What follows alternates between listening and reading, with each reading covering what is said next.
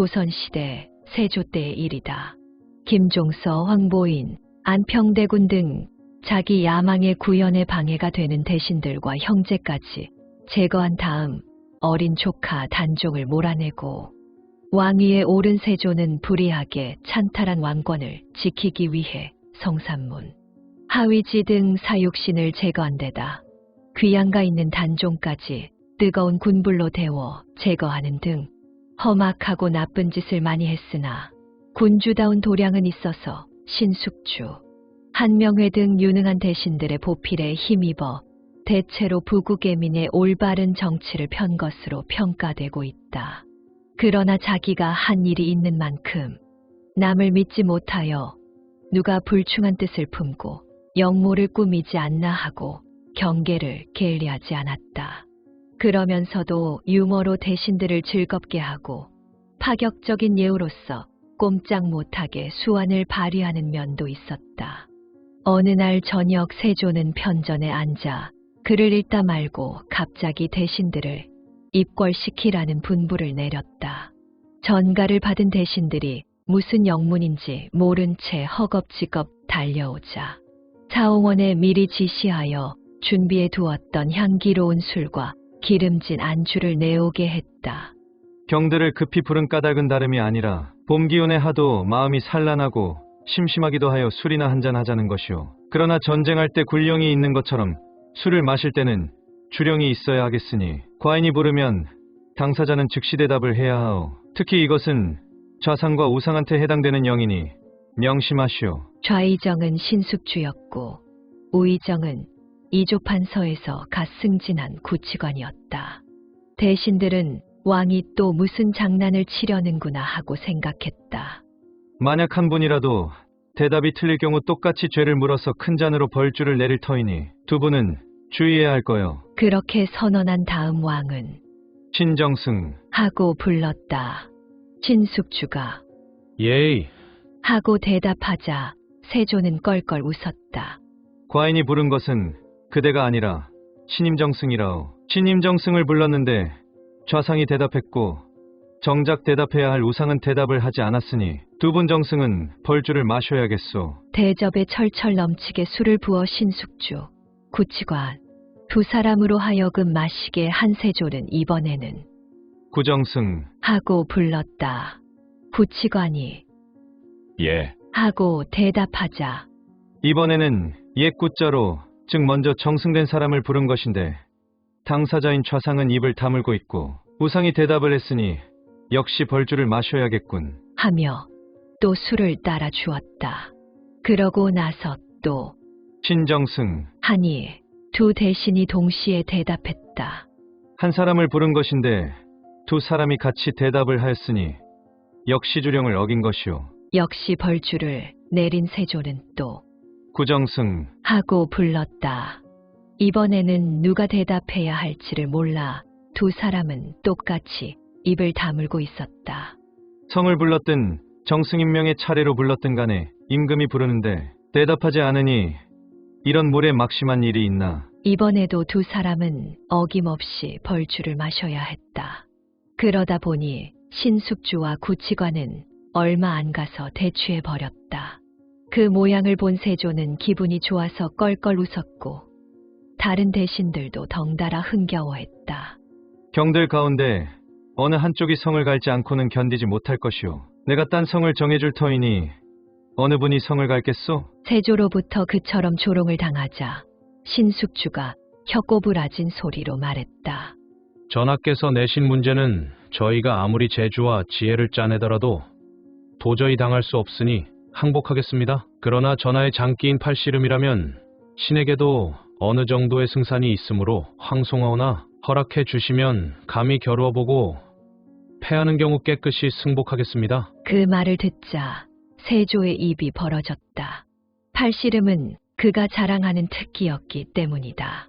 경은 젖먹던 힘까지 내더라도 과인을 못 당할 걸. 그럴 끼라면 또 모르되 경 같은 골생원이 팔씨름에서 과인을 당할 수 있을 것 같은가. 황공합니다. 그러나 길고 짧은 것은 대보아야 알지 않겠습니까? 그럼 어디 겨루어보. 그렇게 해서 3판 양승제로 왕과 신하가 오른팔 소매를 걷어붙이고 다가 앉아 팔씨름에 들어갔는데 팔힘이 센 세조가 두 판을 연거푸 간단히 이겨버렸다. 그런 허약한 팔을 가지고 어찌 과인을 당할 수 있나. 스스로 원한 일인 만큼 약속대로 경은 이제 성을 갈아야겠지. 황공합니다. 신에게 비술이 있어서 상대가 항우라도 능히 이길 수 있으나 신하로서 차마 불경한 짓을 할 수 없어 일부러 진 것입니다. 그 말을 들은 세조는 이맛살을 찌푸렸다. 패장은 할 말이 없는 법인데 경은 두 번을 지고도 승복하지 않고 큰 소리를 치니 용서할 수 없군. 정 그렇다면 다시 한번 기회를 주겠는데 이번에는 팔목이 부러져도 할 말이 없겠지? 여부가 있겠습니까? 그렇게 되어 세 판째의 팔씨름이 벌어졌다. 그런데 어찌된 셈인지 이번에는 신숙주가 몸의 자세를 이상하게 비틀며 손목에 힘을 가하자 맞잡은 두 손목이 신숙주 쪽으로 쑥 기울어졌다. 그와 동시에 세조의 얼굴이 고통스럽게 일그러지며 비명 같은 소리가 튀어나왔다.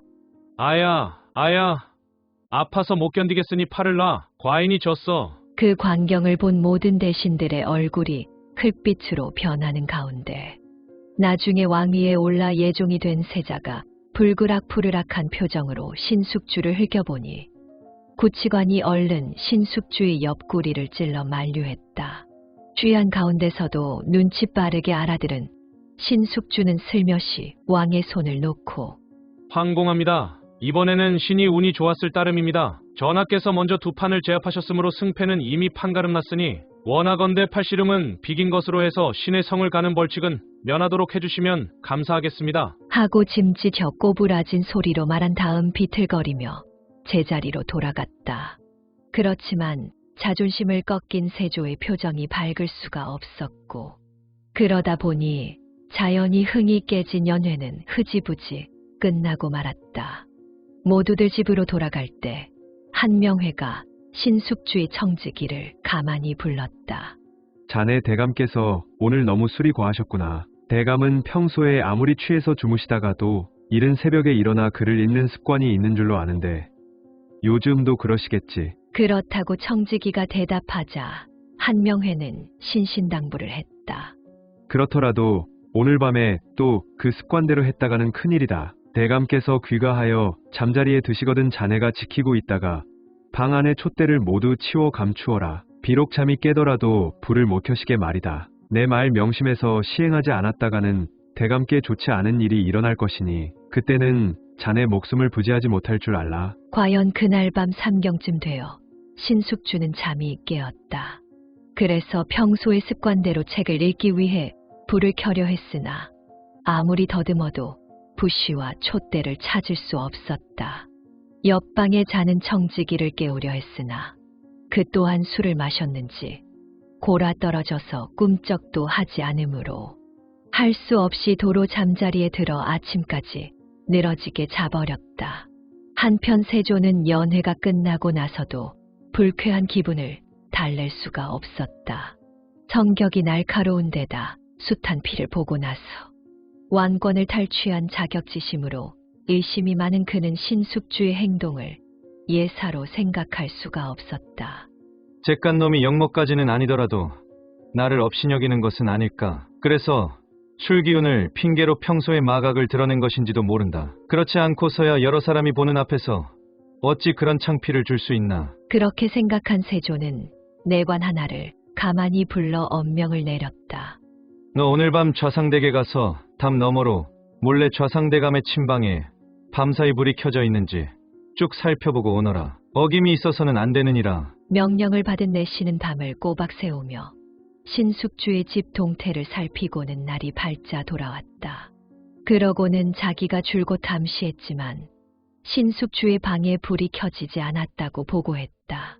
그제서야 세조의 얼굴에 미소가 떠올랐다. 그러면 그렇지. 내가 저한테 베푼 은공이 어떠한데 감히 딴 마음을 품으랴. 그러고 보니 그 사람이 어제 벌주에 어지간히도 취했던가 보구나. 세조의 1등 공신 신숙주도 한명회의 순발력 있는 지혜를 도움받지 못했더라면 하루아침에 불행한 꼴을 당하고 말았을 것이 틀림없다. 무릇 신하된 사람은 왕의 신임이 두터우면 두터울수록 온유월에 숯불 지핀 화로를 이불 속에 넣고 자듯이 조심하지 않으면 안 되었던 것이다.